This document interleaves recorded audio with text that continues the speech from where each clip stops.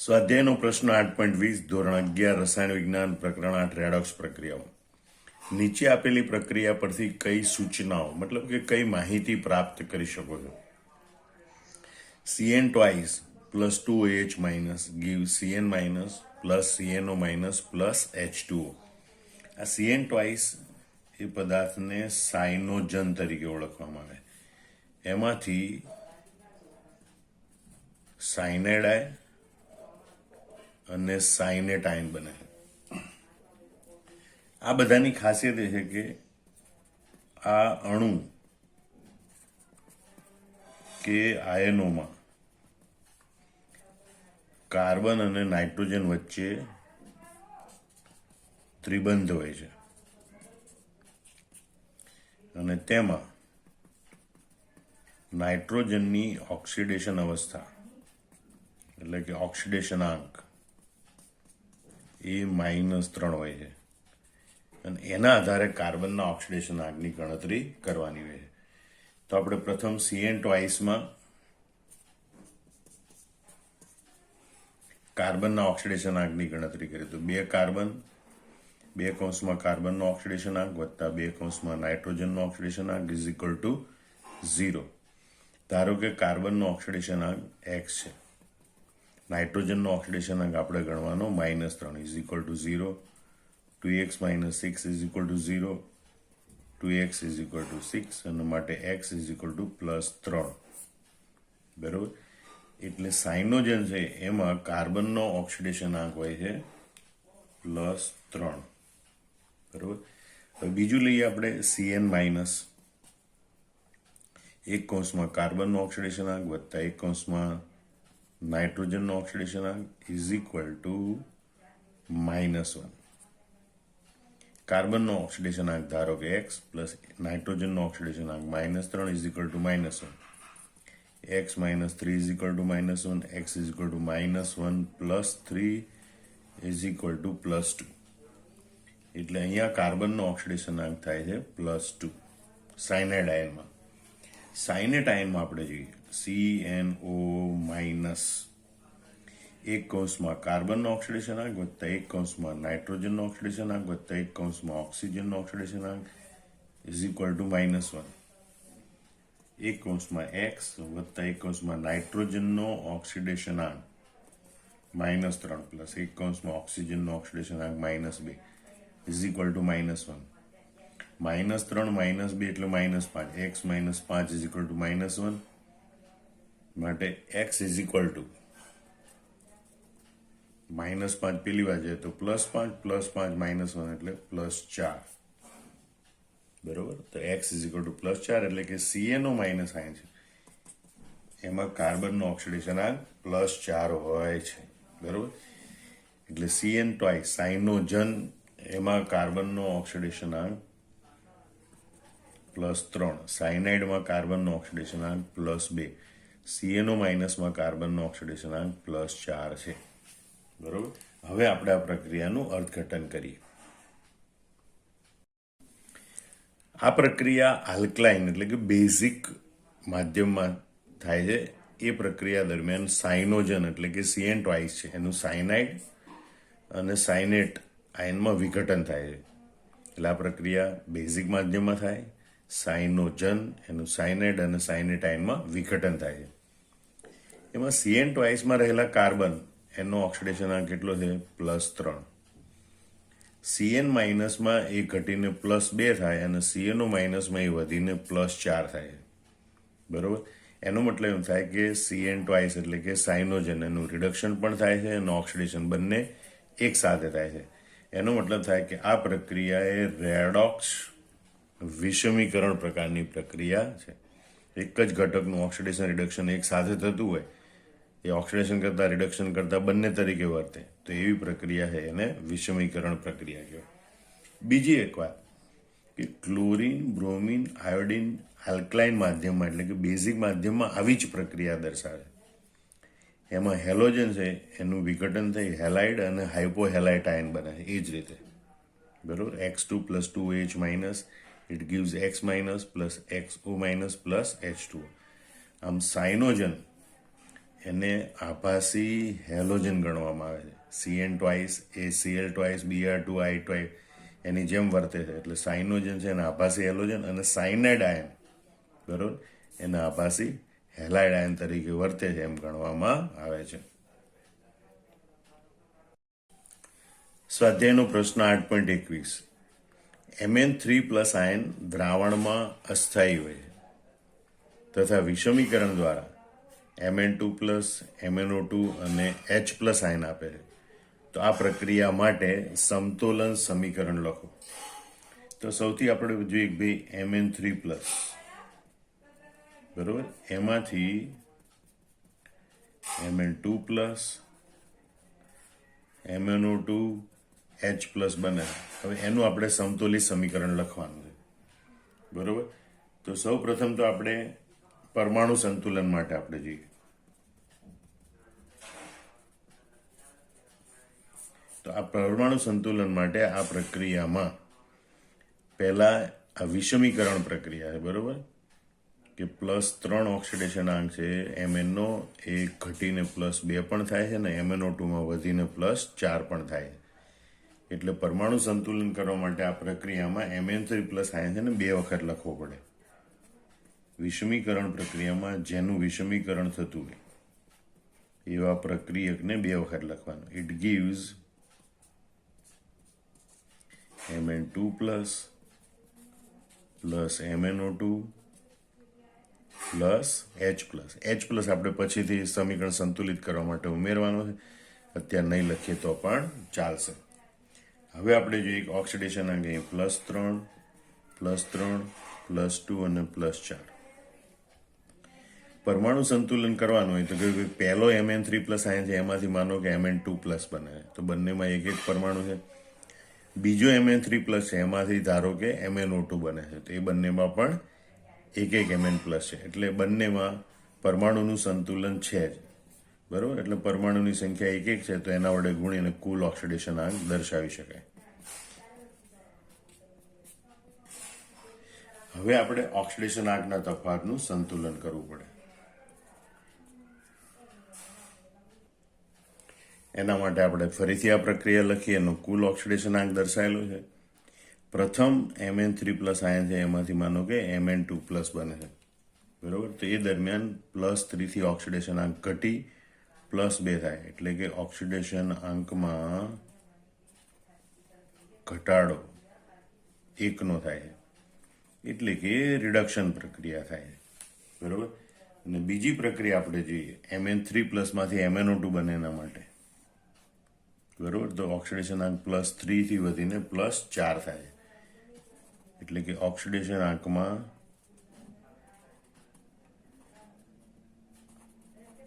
વધારો થાય છે, એ 1 થાય છે. ઓક્સિડેશન આંકમાં વધારો થાય એટલે એ પ્રક્રિયા ઓક્સિડેશન છે. હવે ઓક્સિડેશન આંકનો તફાવત સંતુલિત કરવાનો, પણ વધારો અને ઘટાડો બંને સરખો છે, એટલે કે ઓક્સિડેશન આંકની દ્રષ્ટિએ આ પ્રક્રિયા સંતુલિત જ છે. હવે આપણે આ પ્રેક્ષક આયન પરમાણુ સંતુલન પણ પ્રેક્ષક પરમાણુ છે જ નહીં, એટલે આપણે કરવું પડે વીજભાર સંતુલન.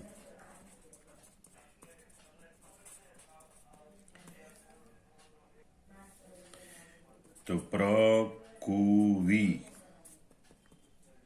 માઇનસ નિકુવી, એટલે કે પ્રક્રિયકનો કુલ વીજભાર માઇનસ નિપજનો કુલ વીજભાર. +3 × 1 +3 × 1 એટલે પ્રક્રિયકનો કુલ વીજભાર +6 માઇનસ નિપજમાં +2 × 1 એટલે +2 અને આ 0, બરોબર.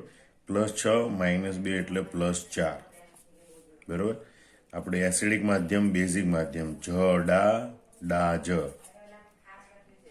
Plus minus. એસિડિક માધ્યમમાં H+ ઉમેરવાના હોય, બેઝિક માધ્યમમાં OH- ઉમેરવાના. આ એસિડિક માધ્યમ છે કારણ કે H+ આયનની હાજરી છે.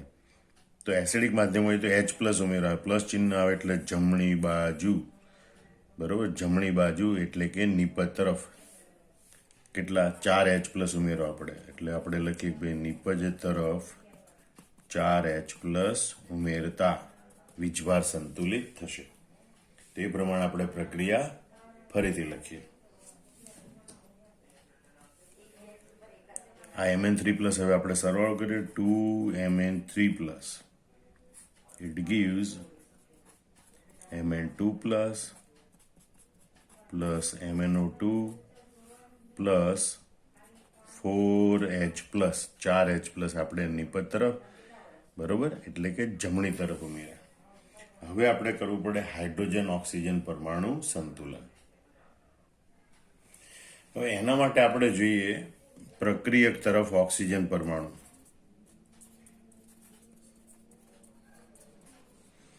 તો પ્રક્રિયક તરફ ઓક્સિજન પરમાણુ 0 है.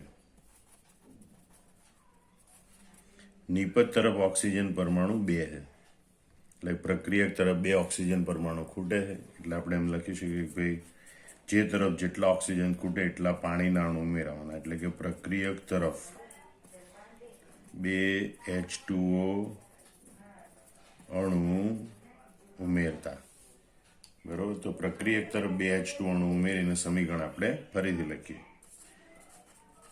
2Mn3+ plus 2H2O. It gives Mn2+ plus MnO2 plus 4H+. આ આપણી પાસે માગેલી જે પ્રક્રિયા છે એ પ્રક્રિયાનું સંપૂર્ણ સમતુલિત સમીકરણ છે. માગેલી રેડોક્સ પ્રક્રિયાનું એ સંપૂર્ણ સમતુલિત સમીકરણ છે. સ્વાધ્યાયનું પ્રશ્ન 8.22, ધોરણ 11 રસાયણ વિજ્ઞાન પ્રકરણ 8 રેડોક્સ પ્રક્રિયાઓ. નીચેના તત્વોને ધ્યાનમાં રાખી એનો ઉત્તર આપો. સીઝિયમ, નિયોન, આયોડિન અને ફ્લોરિન. એ પૈકી એવું તત્વ ઓળખી બતાવો કે જે માત્ર ઋણ ઓક્સિડેશન અવસ્થા દર્શાવે. તો એનો જવાબ છે ફ્લોરિન. અને એનું કારણ છે કે આવર્ત કોષ્ટકમાં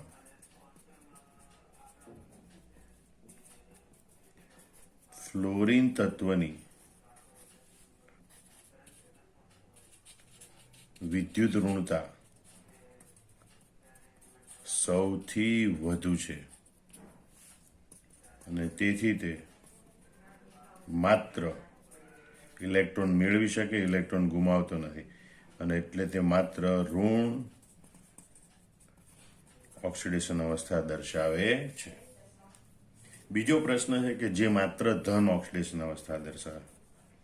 તો એનો જવાબ છે સીઝિયમ. સીઝિયમ એ સમૂહ 1નું તત્વ છે. એની બાહ્યતમ કક્ષામાં 1 ઇલેક્ટ્રોન હોય અને એની આયનીકરણ એન્થાલ્પી ઓછી છે.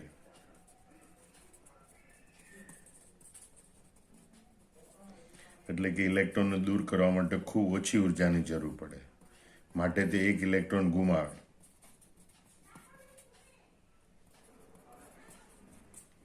અને તેથી તે માત્ર ધન ઓક્સિડેશન અવસ્થા દર્શાવે. વળી સીઝિયમ આમ જોઈએ તો આવર્ત કોષ્ટકમાં સૌથી વધુ વિદ્યુતધન તત્વ પણ છે, એટલે માત્ર ધન ઓક્સિડેશન અવસ્થા પ્રાપ્ત કરી શકે. ધન અને ઋણ બંને ઓક્સિડેશન અવસ્થા દર્શાવે એવું તત્વ આયોડિન છે, બરોબર. આયોડિનની ઇલેક્ટ્રોન રચના પ્રમાણે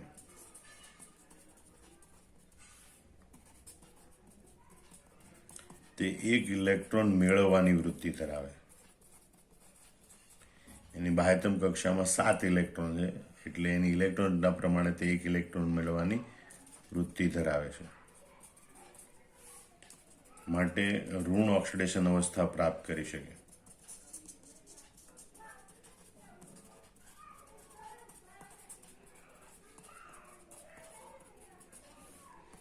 પરંતુ તેની વિદ્યુત ઋણતા ઓછી છે પ્રમાણમાં.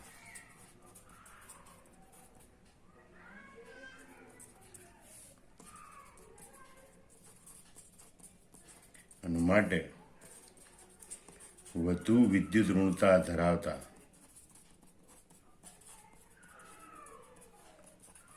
તત્વો જેવા કે ઓક્સિજન, ફ્લોરિન, ક્લોરિન સાથે તે ધન ઓક્સિડેશન અવસ્થા પણ દર્શાવે છે. આમ આ 4 તત્વોમાં આયોડિન એવું તત્વ છે કે જે ધન અને ઋણ બંને ઓક્સિડેશન અવસ્થા દર્શાવી શકે છે. જ્યારે નિયોન એવું તત્વ છે કે જે ધન કે ઋણ ઓક્સિડેશન અવસ્થા દર્શાવતું નથી. નિયોન એ ઉમદા તત્વ છે, બરોબર. એની બાહ્યતમ કક્ષામાં 8 ઇલેક્ટ્રોન.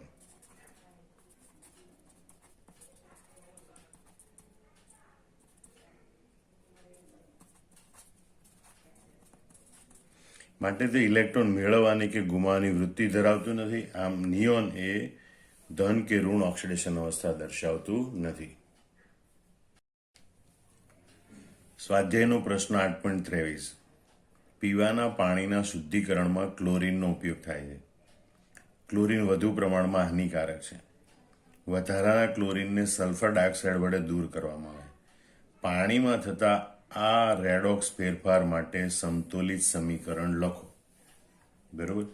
તો અહીંયા પાણીમાં ક્લોરીન વધારાનું હોય એને દૂર કરવા માટે સલ્ફર ડાયોક્સાઇડનો ઉપયોગ કરવામાં આવે, જેથી ક્લોરીન છે ક્લોરાઇડ આયનમાં રૂપાંતર પામે અને સલ્ફર ડાયોક્સાઇડ છે એ SO4 સલ્ફેટ આયનમાં રૂપાંતર પામે અને આયનીકરણ પામેલા આયનો એને સહેલાઈથી દૂર કરી શકાય. આમ વધારાના ક્લોરીનને દૂર કરવા માટે સલ્ફર ડાયોક્સાઇડનો ઉપયોગ થાય. હવે આ સમીકરણને આપણે સંતુલિત સ્વરૂપમાં ફેરવું પડે, બરોબર. ક્લોરીનનો ઓક્સિડેશનાંક લખી પરમાણુ સંતુલન કરી કુલ ઓક્સિડેશનાંક દર્શાવવો પડે. એટલે સૌથી પહેલો તબક્કો આવે આપણો પરમાણુ સંતુલન, બરોબર. જેમાં આપણે આનો ઓક્સિડેશનાંક દર્શાવીએ. ક્લોરીનનો ઓક્સિડેશનાંક 0, સલ્ફર ડાયોક્સાઇડમાં સલ્ફરનો ઓક્સિડેશનાંક +4, ક્લોરાઇડ આયનમાં ક્લોરીનનો ઓક્સિડેશનાંક -1 અને સલ્ફેટ આયનમાં 4 દુ 8 માંથી 2 જાય તો 6, સલ્ફરનો ઓક્સિડેશનાંક +6 હોય છે, બરોબર. હવે અહીંયા બીજા કોઈ પ્રેક્ષક આયન તો છે નહીં, એટલે જે પરમાણુના ઓક્સિડેશનાંકમાં ફેરફાર થાય એને સંતુલિત કરવાના. ક્લોરીન ઓક્સિડેશનાંક 0 -1. તો પ્રક્રિયક તરફ ક્લોરીનના 2 પરમાણુ, નિપજ તરફ એક જ છે, એટલે અહીંયા 2 વડે ગુણવાથી બંને બાજુ ક્લોરીન પરમાણુની સંખ્યા સરખી થાય. સલ્ફરનો ઓક્સિડેશનાંક +4, અહીંયા +6. બંને બાજુ પરમાણુની સંખ્યા સરખી, ગુણવાની જરૂર નથી. હવે આપણે આ ઓક્સિડેશનાંક એક પરમાણુ માટેનો હોય એને પરમાણુની સંખ્યા વડે ગુણી અને કુલ ઓક્સિડેશનાંક દર્શાવવાનો, બરોબર. તો અહીંયા 2 પરમાણુ છે તો 2 × 0 એટલે 0. અહીંયા 1 પરમાણુ છે 1 × +4 એટલે +4. અહીંયા 2 વડે ગુણવાનું, 2 × -1 એટલે -2 અને 6 × 1 એટલે +6, બરોબર. હવે આનો બીજો તબક્કો આવે ઓક્સિડેશનાંકના તફાવતનું સંતુલન. એના માટે સમીકરણ લખી અને કુલ ઓક્સિડેશનાંક દર્શાવવો પડે. હવે ક્લોરીનનો ઓક્સિડેશનાંક જોઈએ આપણે તો 0 થી -2 થાય, એટલે કે ઓક્સિડેશનાંકમાં 2નો ઘટાડો થાય. ઓક્સિડેશનાંકમાં ઘટાડો 2નો એટલે એ રિડક્શન પ્રક્રિયા કહેવાય. ઓક્સિડેશનાંકમાં જેનો ઘટાડો થાય રિડક્શન પ્રક્રિયા. ક્લોરીન અહીંયા ઓક્સિડેશન કરતા તરીકે વર્તે. સલ્ફરનું જોઈએ તો સલ્ફરનો ઓક્સિડેશનાંક +4 થી વધીને સલ્ફેટ આયન બને તો +6 થાય. એટલે અહીંયા ઓક્સિડેશનાંકમાં વધારો એ પણ 2નો થાય, એ ઓક્સિડેશન પ્રક્રિયા. ઓક્સિડેશનાંકમાં વધારો ઘટાડો સરખો જ છે, એનો મતલબ કે ઓક્સિડેશનાંકની દ્રષ્ટિએ આ પ્રક્રિયા સંતુલિત છે, એટલે એના જ સ્વરૂપે આ પ્રક્રિયા આપણે દર્શાવી શકીએ. Cl2 + SO2 it gives 2Cl- + SO4 2-. હવે આપણે કરવું પડે વીજભાર સંતુલન. એના માટે આપણે કહ્યું પ્રકુવી - નિકુવી. પ્રક્રિયકનો કુલ વીજભાર માઇનસ નિપજનો કુલ વીજભાર. પ્રક્રિયકમાં તો બધા તટસ્થ અણુ એટલે વીજભાર 0 -1 × 2 એટલે -2, -2 × 1 એટલે -2, -+2 + 2 એટલે +4. એટલે વીજભારનો તફાવત +4 છે.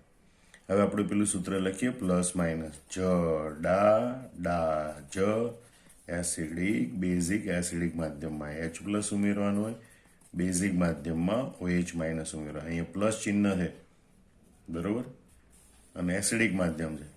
સલ્ફેટ આયન ઉત્પન્ન થાય એટલે કે સલ્ફ્યુરિક એસિડ ઉત્પન્ન થાય એટલે એસિડિક માધ્યમ તરીકે પ્રક્રિયા વર્તે. એટલે કે એસિડિક માધ્યમ એટલે H પ્લસ ઉમેરવું પડે, પ્લસ ચિહ્ન આવ્યું એટલે જમણી બાજુ H પ્લસ ઉમેરવું પડે. કેટલા? 4. તો આપણે કહીએ કે જમણી બાજુ. જમણી બાજુ એટલે કે પ્રક્રિયક તરફ 4H પ્લસ ઉમેરતા વીજભાર સંતુલિત થશે. તો જમણી તરફ 4H પ્લસ ઉમેરીને આપણે પ્રક્રિયા ફરીથી લખીએ. તો Cl2 plus SO2 it gives 2Cl minus plus SO2 minus plus 4H plus. હવે આવે હાઇડ્રોજન ઓક્સિજન પરમાણુ સંતુલન. તો જે તરફ જેટલા ઓક્સિજન ખૂટતા હોય એટલા પાણીના અણુ ઉમેરવાના બરોબર. તો પ્રક્રિયક તરફ ઓક્સિજન પરમાણુ 2, નિપજ તરફ ઓક્સિજન પરમાણુ 4. એટલે કે અહીંયા 2 ખૂટે પ્રક્રિયક તરફ, જેટલા ઓક્સિજન ખૂટે એટલા પાણીના અણુ ઉમેરવાના બરોબર. અહીંયા 2 ઓક્સિજન, અહીંયા 4 ઓક્સિજન. તો પ્રક્રિયક તરફ 2H2O અણુ ઉમેરતા બંને બાજુ હાઇડ્રોજન ઓક્સિજન પરમાણુનું સંતુલન થશે બરોબર. એટલે Cl2 plus SO2 plus 2H2O it gives 2Cl minus plus SO2 minus plus 4H plus. આમાં ક્લોરીન આયન દૂર કરવાની જે રેડોક્સ પ્રક્રિયા છે એ રેડોક્સ પ્રક્રિયાનું સંપૂર્ણ સંતુલિત સમીકરણ આપણને પ્રાપ્ત થાય છે. સ્વાધ્યાયનો પ્રશ્ન 8.24. આવત કોષ્ટકના આધારે નીચેના પ્રશ્નોનો જવાબ આપો. વિષમીકરણ પ્રક્રિયા દર્શાવી શકે તેવી સંભવિત અધાતુઓને પસંદ કરો. વિષમીકરણ પ્રક્રિયા દર્શાવે તેવી સંભવિત 3 ધાતુઓને સંભવિત 3 અધાતુઓને પસંદ કરો. સંભવિત 3 ધાતુઓને પસંદ કરો. તો વિષમીકરણ દર્શાવતી એવી અધાતુ તત્વો છે phosphorus P4, chlorine Cl2, sulphur S8 બરોબર. એની પ્રક્રિયાઓ પણ સંતુલિત સમીકરણ સ્વરૂપે દર્શાવેલી છે. P4 plus 3OH minus gives 3H2O gives PH3 plus 3H2PO2 minus. જેમાં ફોસ્ફરસનો ઓક્સિડેશનાંક 0 થી PH3 એટલે કે ફોસ્ફિનમાં ઘટીને -3 થાય અને હાઇપોફોસ્ફાઇટ આયનમાં વધીને +1 થાય છે. એટલે કે અહીં ફોસ્ફરસનું વિષમીકરણ થાય. ક્લોરીનની જો ઠંડા માધ્યમમાં એટલે કે ઠંડા દ્રાવણમાં પ્રક્રિયા કરવામાં આવે તો ક્લોરીનમાંથી ક્લોરાઇડ અને હાઇપોક્લોરાઇટ આયન બને Cl માઇનસ ClO માઇનસ. તો ક્લોરીનનો ઓક્સિડેશનાંક 0 થી ઘટી ક્લોરાઇડ આયનમાં -1 થાય અને હાઇપોક્લોરાઇટ આયનમાં +1 થાય. જો આ જ પ્રક્રિયા ગરમ દ્રાવણમાં કરવામાં આવે આલ્કલાઇન માધ્યમમાં તો ક્લોરીનમાંથી ક્લોરાઇડ અને ક્લોરેટ આયનો બને બરોબર. તો ક્લોરીનનો ઓક્સિડેશનાંક 0 થી ઘટી -1 થાય ક્લોરાઇડ આયન બને ત્યારે, અને ક્લોરેટ આયન બને ત્યારે +5 થાય. આમાં બંને પ્રક્રિયામાં ક્લોરીનનું વિષમીકરણ થાય. એ રીતે sulphur S8 plus 12OH minus gives 4S2 minus plus 2S2O3 2 minus thiosulphate ion બને plus 6H2. એમાં સલ્ફરનો ઓક્સિડેશનાંક 0 હોય. જે સલ્ફાઇડ આયન બને એમાં ઘટીને -2 થાય. જ્યારે થાયોસલ્ફેટ આયન બને એમાં વધીને એ +2 થાય છે. આમ અહીંયા પણ સલ્ફરનું વિષમીકરણ થાય છે. વિષમીકરણ પામતી ધાતુઓ આપણે જોઈએ તો હકીકતમાં કોપર, ગેલિયમ, ઇન્ડિયમ, મેંગેનીઝના ધાતુઓ નહીં પણ ધાતુ તત્વના આયનો Cu પ્લસ Ga પ્લસ આયન પ્લસ Mn3 પ્લસ બરોબર એ વિષમીકરણ દર્શાવે. કારણ કે આ ધાતુ તત્વો 3 અથવા વધારે ઓક્સિડેશન અવસ્થાઓ દર્શાવે છે. એમાં આ છે એ મધ્યમ પ્રકારની ઓક્સિડેશન અવસ્થા, એટલે તેનાથી ઉચ્ચતર અને નિમ્ન સ્તર એ ઓક્સિડેશન અવસ્થાઓમાં તે વિષમીકરણ પામી શકે છે બરોબર. દાખલા કે Cu પ્લસ છે, Cu2 પ્લસ અને Cu એમાં વિષમીકરણ પામે, જેનો ઓક્સિડેશનાંક +1 થી વધી +2 અને +1 થી ઘટી 0 થાય. એવી રીતે ગેલિયમ Ga પ્લસ આયન છે એ પણ વિષમીકરણ પામે, બરોબર. +3 Ga3+ અને Gaમાં +1 ઓક્સિડેશન આંક વધી +3 થાય અને ઘટીને 0 થાય. એવી રીતે In+ વિષમીકરણ દર્શાવે છે, Mn3+ પણ એ જ રીતે વિષમીકરણ દર્શાવે છે. સ્વાધ્યાયનો પ્રશ્ન 8.25. ઓસ્વાલ્ડ પદ્ધતિ દ્વારા નાઇટ્રિક એસિડના ઉત્પાદનના પ્રથમ તબક્કામાં ઓક્સિજન વાયુ દ્વારા એમોનિયા વાયુનું ઓક્સિડેશન કરી નાઇટ્રિક ઓક્સાઇડ અને પાણીની વરાળ બને છે. ધ્યાન રાખજો, એમોનિયા વાયુનું ઓક્સિડેશન ઓક્સિજન વાયુ દ્વારા કરવામાં આવે, એટલે કે એમોનિયા વાયુની પ્રક્રિયા ઓક્સિજન વાયુ સાથે પ્રક્રિયા કરવામાં આવે તો આપણને નાઇટ્રિક ઓક્સાઇડનું સૂત્ર થાય NO અને પાણીની વરાળ એટલે H2O બને છે. આ બધા વાયુ સ્વરૂપ છે, બરોબર. તો 10 ગ્રામ એમોનિયા અને 20 ગ્રામ ઓક્સિજન દ્વારા નાઇટ્રિક ઓક્સાઇડનો મહત્તમ કેટલો જથ્થો પ્રાપ્ત થાય? તો સૌથી પહેલા આ જે રેડોક્સ પ્રક્રિયા છે એને સંતુલિત સ્વરૂપમાં મેળવવી પડે, બરોબર. તો ઝડપથી પહેલા આપણે સંતુલિત સ્વરૂપમાં મેળવીએ તો પહેલા પરમાણુ સંતુલન કરવું પડે. એના માટે આપણે ઓક્સિડેશન આંક લખીએ. હાઇડ્રોજન 3 છે, એનો +1 ઓક્સિડેશન આંક, +3 એને તટસ્થ કરવા માટે નાઇટ્રોજનનો ઓક્સિડેશન આંક -3. ઓક્સિજનનો ઓક્સિડેશન આંક તટસ્થ અણુ છે 0. નાઇટ્રિક ઓક્સાઇડમાં ઓક્સિજનનો ઓક્સિડેશન આંક -2 અને તટસ્થ કરવા માટે નાઇટ્રોજનનો ઓક્સિડેશન આંક +2. અને અહીંયા ઓક્સિજનનો ઓક્સિડેશન આંક 0 છે એટલે પાણીમાં રહેલા ઓક્સિજનનો ઓક્સિડેશન આંકને આપણે ધ્યાનમાં લેવો પડે. એનો ઓક્સિડેશન આંક -2. તો પરમાણુ સંતુલન કરી કુલ ઓક્સિડેશન આંક દર્શાવવો પડે. નાઇટ્રોજનના બંને બાજુ પરમાણુની સંખ્યા સરખી, ઓક્સિજનના 2 પરમાણુ, અહીંયા એક જ પરમાણુ, એને આપણે 2 વડે ગુણીએ. હવે આ બધા પરમાણુઓ માટેનો કુલ ઓક્સિડેશન આંક લખીએ. તો અહીં નાઇટ્રોજનનો 1 પરમાણુ, કુલ ઓક્સિડેશન આંક -3. ઓક્સિજનના 2 પરમાણુ, 2 × 0 એટલે કુલ ઓક્સિડેશન આંક 0. નાઇટ્રોજનનો 1 પરમાણુ, કુલ ઓક્સિડેશન આંક +2.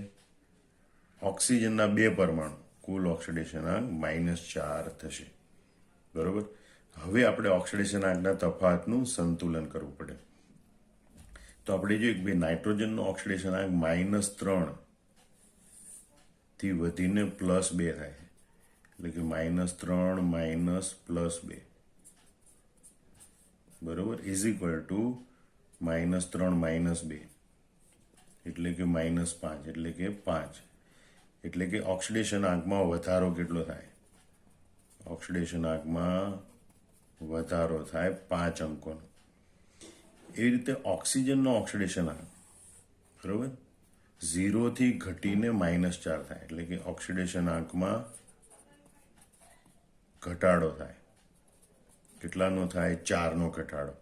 એટલે કે અહીં ઓક્સિજન છે એનું રિડક્શન થાય અને એમોનિયામાં રહેલા નાઇટ્રોજન છે એનું ઓક્સિડેશન થાય.